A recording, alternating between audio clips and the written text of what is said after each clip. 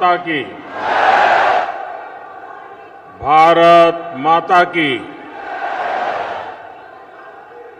आबूराज की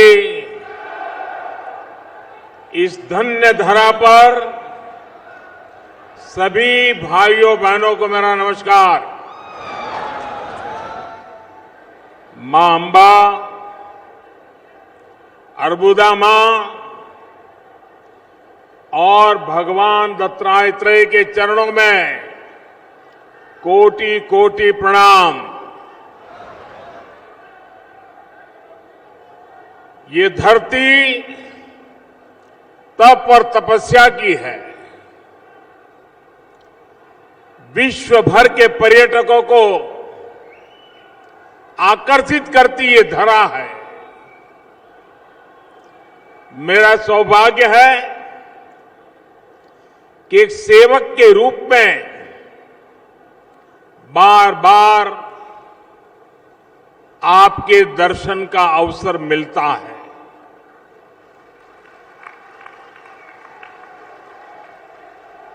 और आपसे किए हुए वादे को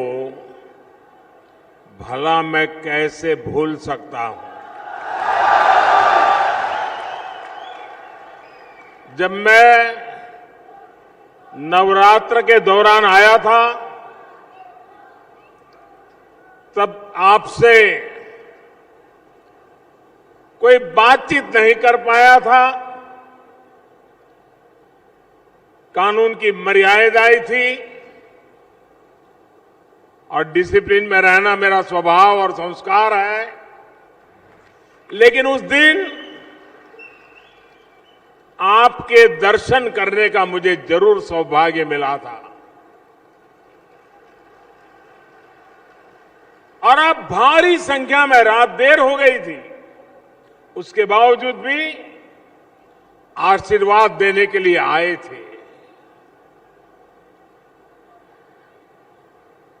मुझे लग रहा था कि मैं बिना बात किए इतनी बड़ी तादाद में आए, आपको नाराज करके जा रहा हूं। पता नहीं आपका गुस्सा कितना निकलेगा, लेकिन ये आपके संस्कार है, ये आपके मन का बड़प्पन है, ये आपकी ऊंचाई है कि आपने उस परिस्थिति को स्वीकार किया और मुझे आशीर्वाद दे करके आपने यहां से विदाई दी। वो दृश्य मेरे जीवन में एक संस्कार देने वाला महत्वपूर्ण दिवस रहा था। और वो आप सबके उदार व्यवहार के कारण। वरना सार्वजनिक जीवन में तो पल दो पल में जिंदाबाद मुर्दाबाद शुरू हो जाता है। और आज मैं देख रहा हूं आपने उस प्यार को अनेक गुना बढ़ा करके इतनी गर्मी में आप आशीर्वाद बरसाने के लिए आए हैं।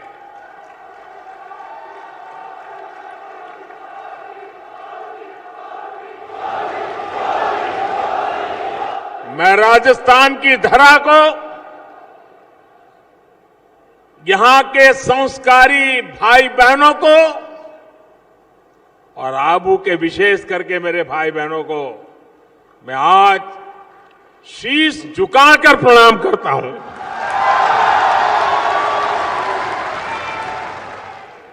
भाइयों बहनों, आज 10 मई है। आज के ही दिन 10 मई को 1857 में स्वतंत्रता संग्राम की चिंगारी उठी, जिसने अंग्रेजी सत्ता को हिलाकर रख दिया था।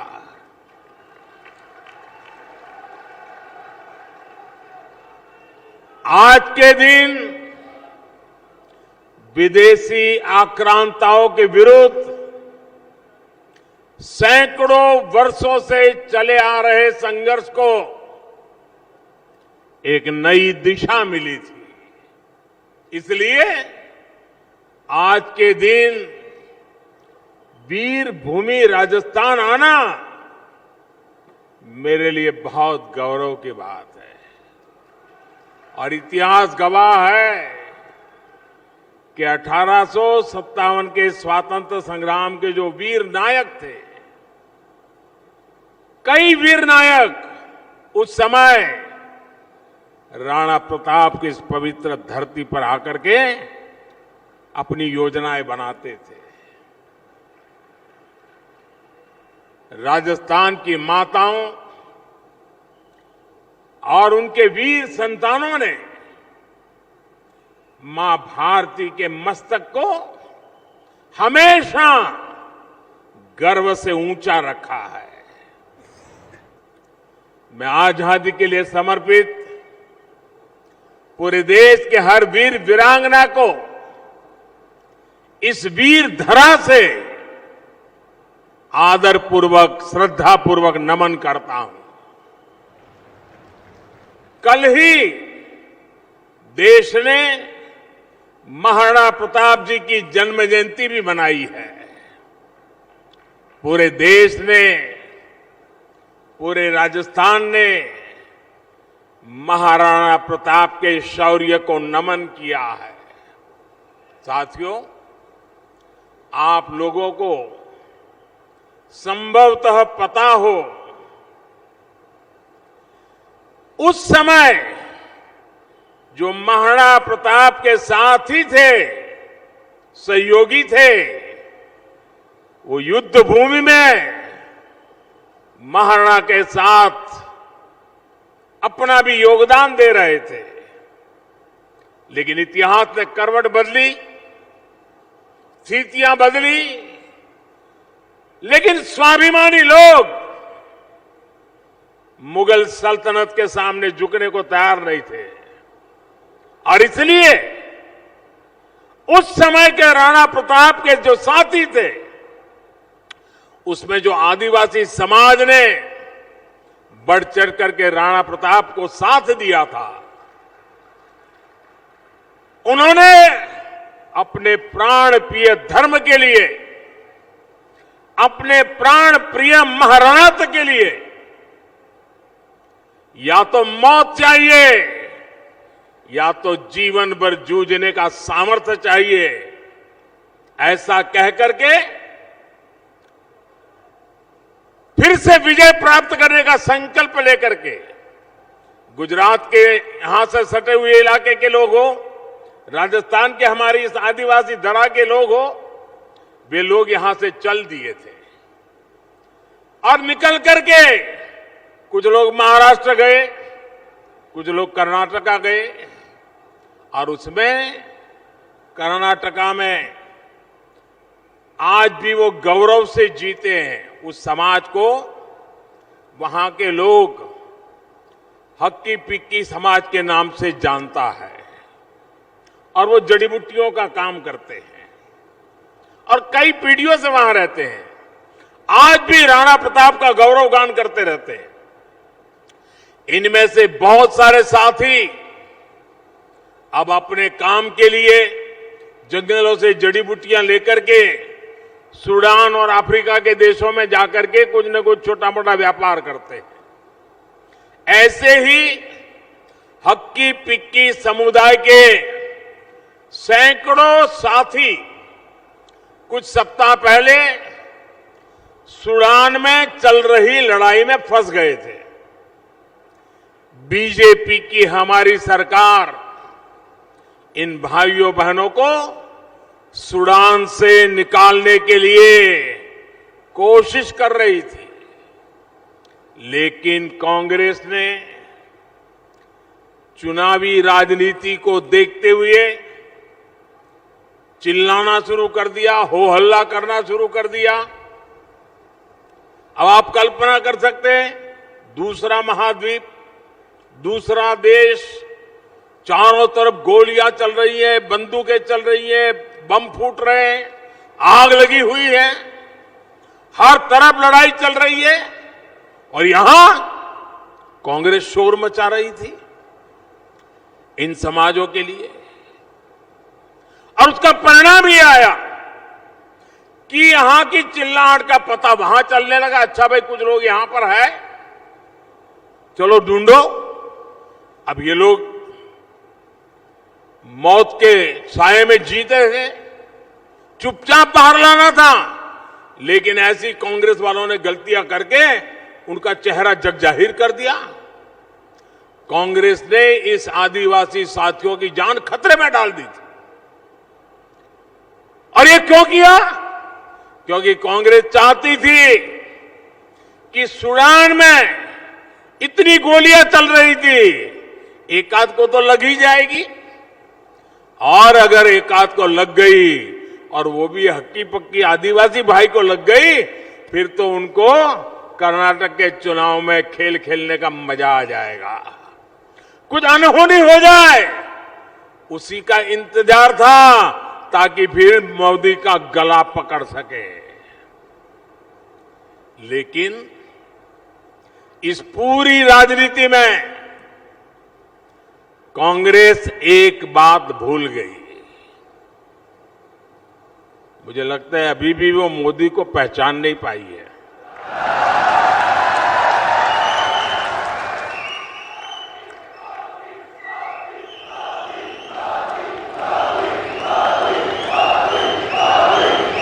कांग्रेस वालों को पता होना चाहिए था, साथियों,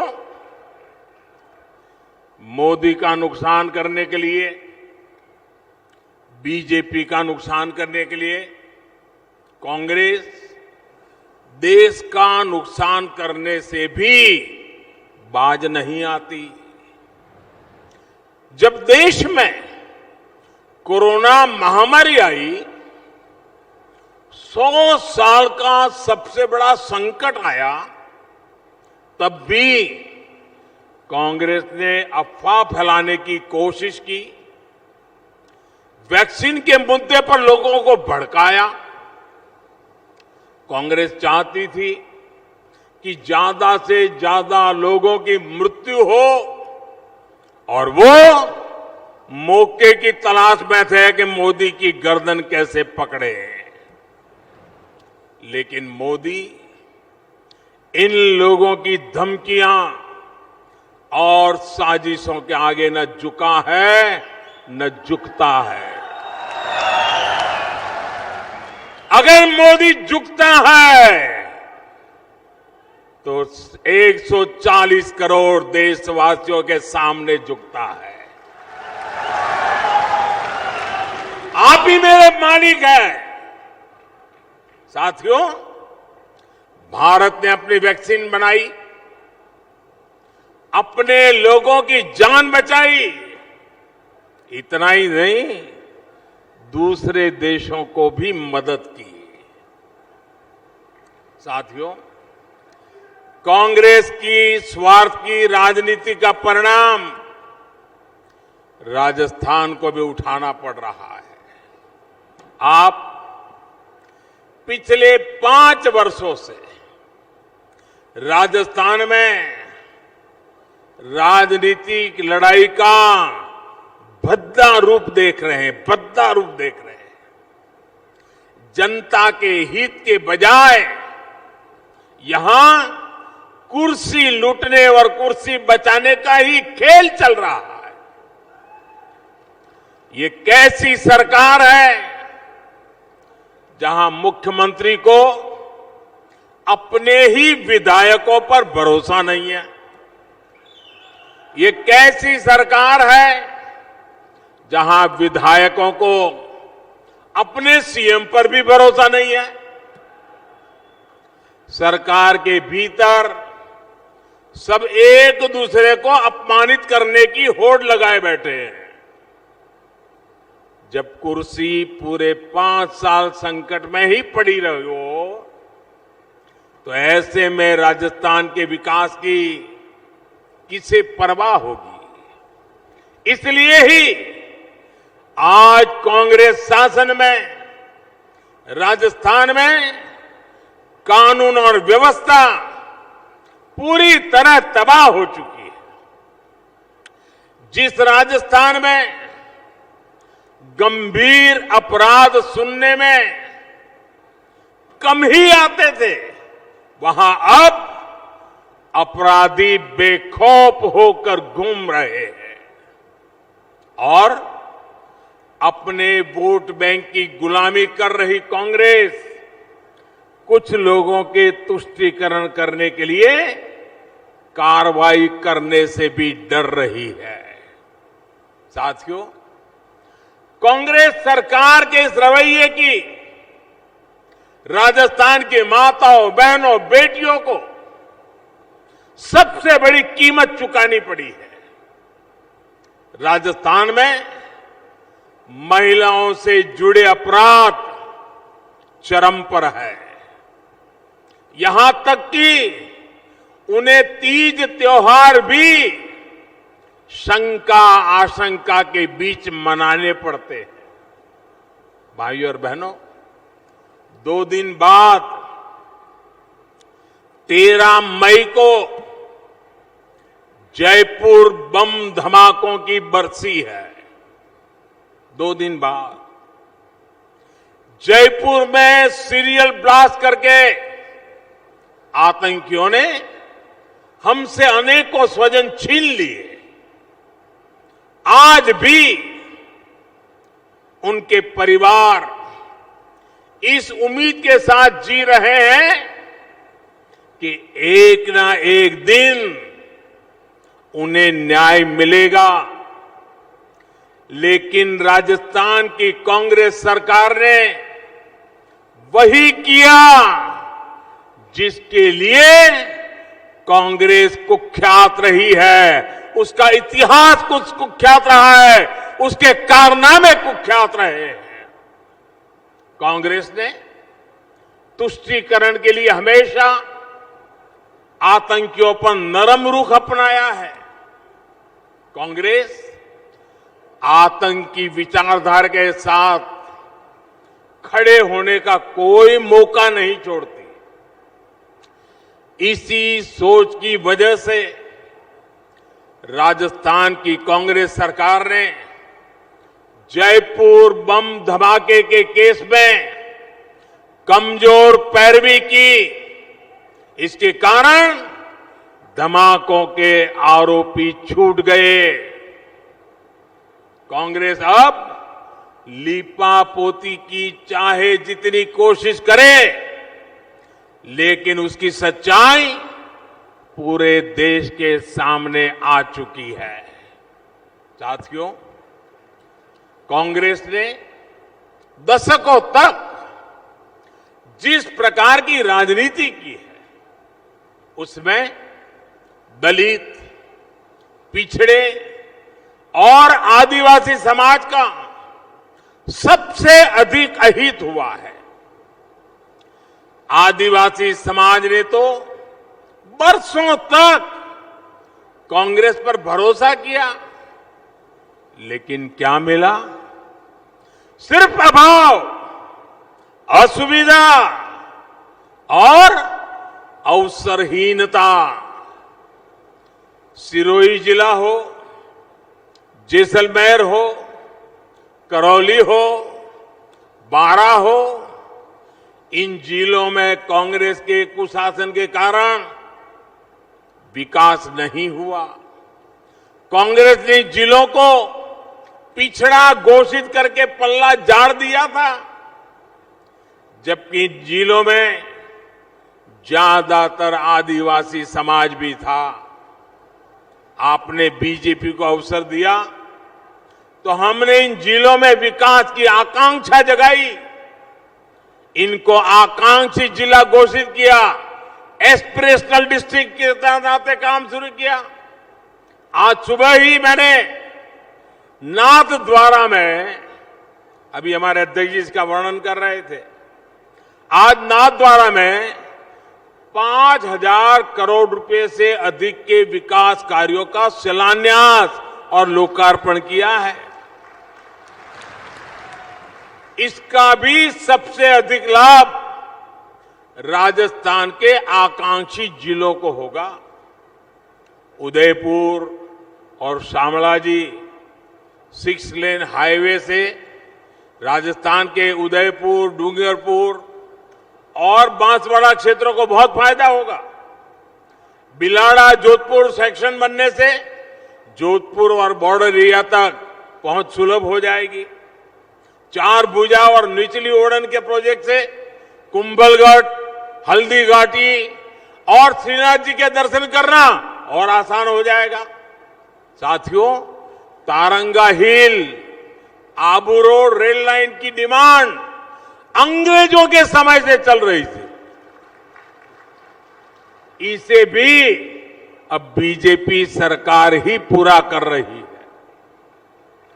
मावली मेवाड़ को ब्रॉडगेज से जोड़ने की मांग भी लंबे समय से हो रही थी। ये काम भी बीजेपी सरकार कर रही है। भाइयों बहनों, बीजेपी सरकार में आज का नया भारत नए हौसले के साथ आगे बढ़ रहा है।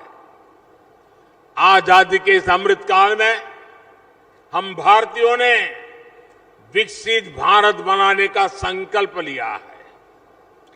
विकसित भारत के लिए हम सभी को मिलकर प्रयास करना है, बहुत मेहनत करनी है।